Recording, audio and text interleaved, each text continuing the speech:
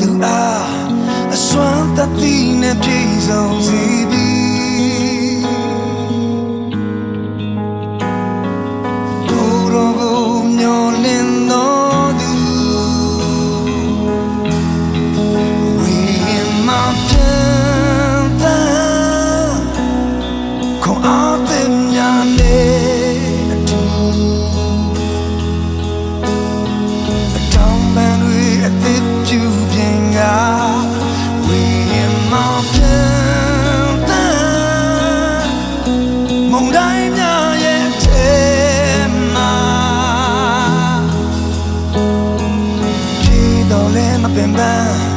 ကရေးသွားလဲမမောပန်းစေဘူးမောနေတော့သူအားခွန်အားတဲ့ကိုပြီးတော့ထာဝရဘုရားမန်နေတော့သူအားအစွမ်းတတိနဲ့ပြည့်စုံစေပြီကိုရောကို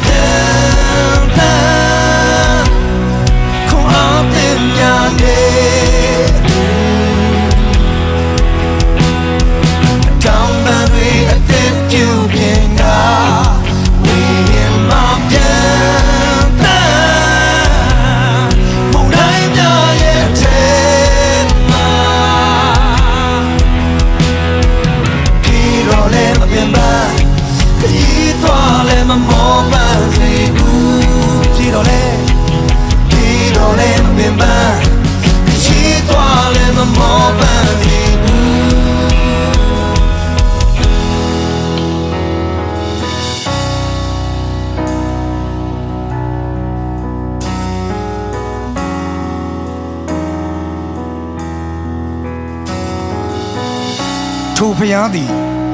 မောသောသူတို့အားခွန်အားကိုပေးတော်မူ၏နွမ်းနယ်သောသူတို့အားအစွမ်းတတ္တိနှင့်ပြည့်စုံသောအခွင့်ကိုပေးတော်မူ၏ Praise the Lord လူပြိုတို့သည်မော၍ပင်ပန်းခြင်းသို့ရောက်ကြလိမ့်မည်လူလင်တို့သည်လည်းထိမိ၍လဲကြလိမ့်မည်ထာဝရဘုရားကိုမျှော်လင့်သောသူတို့မူကားအားပြည့်ကြလိမ့်မည် Wow ရွှေလင်းရုံကဲ့သို့မိမိတို့အတောင်ကိုအသစ်ပြုပြင်ကြလိမ့်မည်ပြေးတော်လည်းမပင်ပန်းခရီးသွားတော့အခါမမောရကြ Amen. Praise the Lord. Amen. God bless you. God bless you. God bless you. Amen. God bless you.